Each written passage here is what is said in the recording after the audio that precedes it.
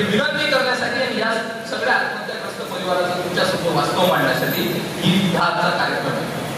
दुसरा विषय तुम्हाला सांगतो, एका आत्महत्याग्रस्त घरी गेलो, माझ्यासोबत सगळे होते, बोलू मस्के वगैरे सगळे आमचे कार्यकर्ते होते. 12x7 किती होते? 84 स्क्वेअर फुटात त्या महिलेचं घर आहे. 84 स्क्वेअर फुटात बेडरूमही आहे, बाथरूमही आहे, किचनही आहे, हॉलही आहे, सगळंच आहे. आणि 2 लेकरं, ती बाई, तिचा सासरा, तिचा नवरा, त्या एवढ्याशा घरात प्रपंच करते. तिचा शेतकरी आत्महत्या झाली. शेतकरी आत्महत्या होऊन 1.5 महिना झाला. तुम्ही निवडून दिलेला निर्दयी आमदार तिथे पोहोचला आहे. हे प्रधानमंत्री घरकुल योजना कोणासाठी आहे? तिचा खूप गप्पा होते ना, त्या त्याच्या लाडक्या बहिणी आहे ना, मग हे कोणासाठी आहे? मित्रांनो, तुम्हाला सांगतो, त्या लहान लहान पोराकडे पाहिलं की आपल्याला इतकं विचित्र वाटते की आपण कल्पना करू शकत नाही. आता भाषणात तुम्हाला इमोशनल करणार काही म्हणजे टेक्निक आपल्याकडे नाही आहे, परंतु इतका विचित्र वास्तव आहे. आमच्या त्या मालापूरच्या ताई, मी त्याचा विशेष उल्लेख करतो, तुम्हाला सांगतो, त्या महिलेला गावाबाहेर घर होतं, म्हणजे गावाच्या एक साईडला आपल्या पतीनं शेतकरी आत्महत्या झाली. त्याच्यानंतर त्या महिलेला ते घर सोडावं लागलं, कारण गावाबाहेर 2 लेकरं घेऊन ते एकटी राहू शकत नव्हती. तिला गावात येऊन किरायाला लागलं. जंगली जनावरांचा त्रास असल्यामुळे त्याला तिची 3 एकर शेती करणं सोडून द्यायला लागलं. 100% मजुरीवर ती महिला जगते. अजून तिथं भेट द्यायला आपण आमदार केला.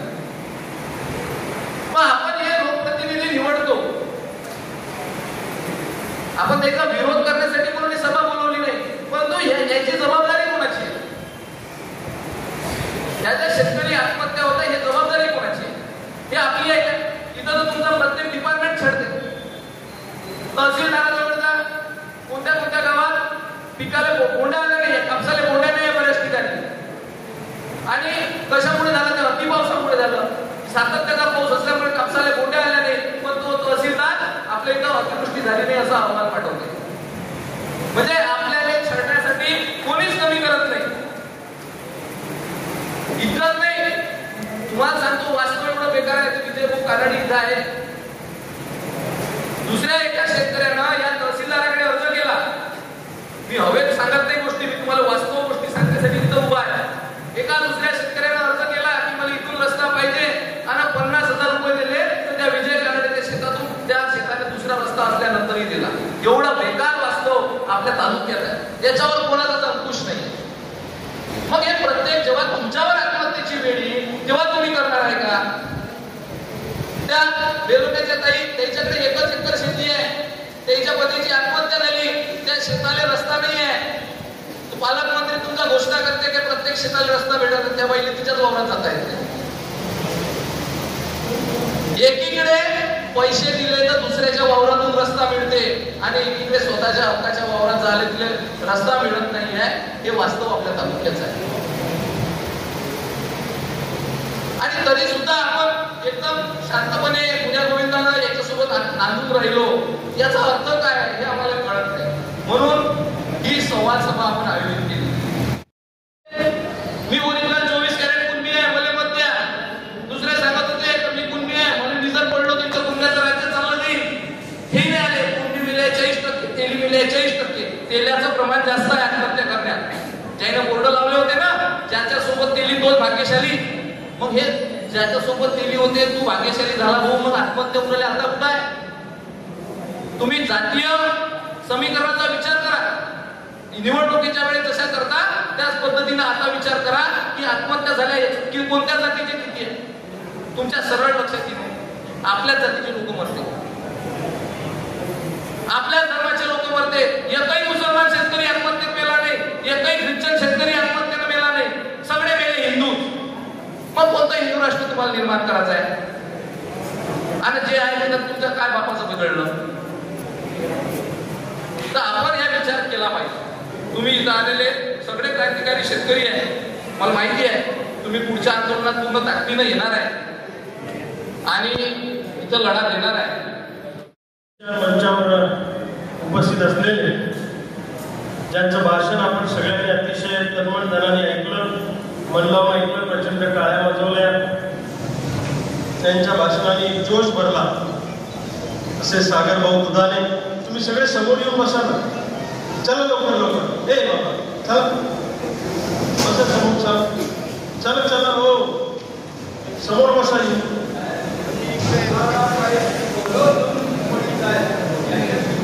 बोलतो बोलतो बसा. बरोबर.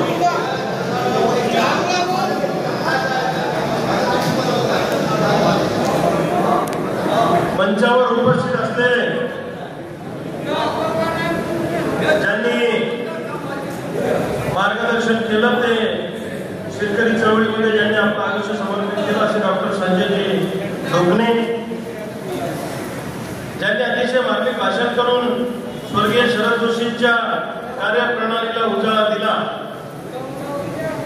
अशा शेतकरी संघटनेच्या ज्येष्ठ नेत्या आदरणीय डॉक्टर दीप्तीताई काळवे, भुवनेश्वरजी बंदे,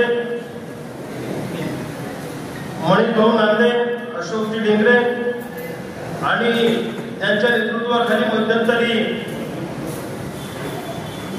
तहसीलदारांना दिवसभर घेराव टाकण्यात आला अशा आदरणीय करुणाताई ढोबरे, डॉक्टर निखिलजी पोहकर, नरेंद्रजी मानकर, अविनाशजी नितनवरे, जे कन्सेप्ट क्लास आहे ना,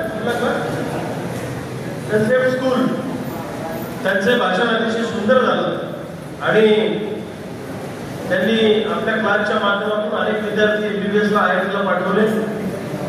लक्ष्मणजी मेहरे, प्रशांतजी पवार, शेतकरी संघटनेच्या ज्येष्ठ नेत्या प्रभादेवी डोंगरे, हेमलताजी बंदे, माझा मित्र चेतनजी गुडदे, जितेंद्रजी लोणे, योगेशजी भादे, त्याचबरोबर सागर भाऊच्या पत्नी आदरणीय अश्विनीताई दुधाने आणि संचालन करणाऱ्या संजीवनीताई राऊत, त्यांचा आवाज फार अतिशय सुंदर आहे.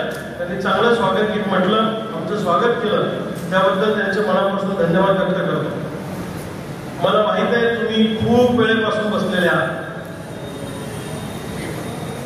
आणि अजून आत्महत्याग्रस्त कुटुंबांना मदत वाटायचा कार्यक्रम व्हायचा आहे आणि काही लोकांचा सन्मानही या ठिकाणी आपल्याला करायचा आहे. मी जास्त वेळ तुमचा घेणार नाही, कारण 11 वाजताचा कार्यक्रम आता साधारणपणे 3 वाजता आहे, म्हणजे 4 तास झाले तुम्ही बसलेले. तुमच्या पायाला चुंडी लागली असेल बसून, केव्हा आले तर आज या पुढे या. सागर भाऊचं मनापासून कौतुक करतो की आज शेतकरी महिला दिनानिमित्त हा कार्यक्रम त्यांनी ठेवला. आजचा दिवस हा शेतकरी महिलांसाठीचा दिवस आहे. या दिवसाकडे अनेकांचं दुर्लक्ष होतं, पण आमच्या सागर भाऊंनी या शेतकरी महिला दिनानिमित्त आज आत्महत्याग्रस्त परिवाराला मदत वाटप करण्याचा कार्यक्रम ठेवला आणि महिलांचा सन्मान करण्याचा त्यांनी जो मनामध्ये भाव घेतला आणि हा कार्यक्रम सुंदर पद्धतीने या ठिकाणी होतो आहे. हा खचाखच भरलेला आहे. मोठ्या संख्येने सगळेजण या ठिकाणी आलेले आहेत. तुमचं सगळ्यांचं स्वागत करतो. सागर भाऊचं दमदार भाषण या ठिकाणी झालं आणि त्यांचा तुमचा रोजचा संबंध आहे.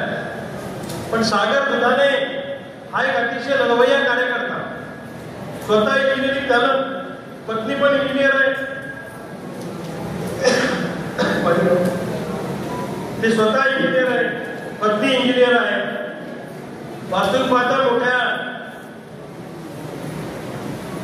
कंपनीमध्ये नोकरी करून दोघांनाही लाखाचं कोटीचं पॅकेज दोघांना नवरा बायकोला मिळालं असतं, पण नोकरी न करता आयुष्यामध्ये वेगळं काहीतरी करायचं आणि जो घटक वंचित आहे अशा घटकासाठी आपलं आयुष्य समर्पित करायचं ही भावना सागर दुधानेच्या मनामध्ये आली आणि काटोल नरखेड या परिसरामध्ये त्यांनी नागपूर जिल्ह्यामध्ये काम सुरू केलं. एकदा सागर दुधाने आणि त्यांची टीम मला भेटायला बुलढाण्याला आली आणि त्यांची त्यावेळेला जबाबदारी यात्रा सुरू होती या मतदारसंघामध्ये. ती कन्सेप्ट मला फार आवडली. जबाब दो, इतके वर्ष तुम्ही सत्तेत होते, निवडून येतात, आमच्या प्रश्नावर तुम्ही काय केलं त्याचं उत्तर द्या. आणि त्या दरम्यान मला भेटायला आल्यावर नंतर त्यांनी क्रांतिकारी शेतकरी संघटनेमध्ये आम्ही सगळ्यांनी सोबत काम करायला सुरुवात केली. मी दीप्तीताईला सांगेन, ताई मी शरद जोशींच्या विद्यापीठ विद्यापीठातला विद्यार्थी आहे. सुरुवातीच्या काळात मी शरद जोशी साहेबांबरोबर 5-7 वर्ष काम केलं. मी आंबेडकरांचं शिबिर केलं, मी कोल्हापूरचं शिबिर केलं, मी संभाजीनगरचं शिबिर केलं, मी अनेक शिबिरं केली. म्हणजे शरद जोशींच्या चळवळीतला शेवटचा कार्यकर्ता मी आहे, त्यांच्याबरोबर काम करणार. आणि साहेबांबरोबर मला फिरण्याची संधी मिळाली. मला अनेक ठिकाणी भाषण करायला ते पाठवायचे. माझ्याबद्दल त्यांना जरा कौतुक होतं. मी लहान होतो तेव्हा मला मिशी पण फुटली नव्हती बरोबर, तर ते मला पाठवायचे भाषण करायला, त्यांना कौतुक वाटायचं. आणि मग 15 दिवस परभणीला मुक्काम, महिनाभर नाशिकला मुक्काम, असं गावागावात जाऊन भाषणं करायची.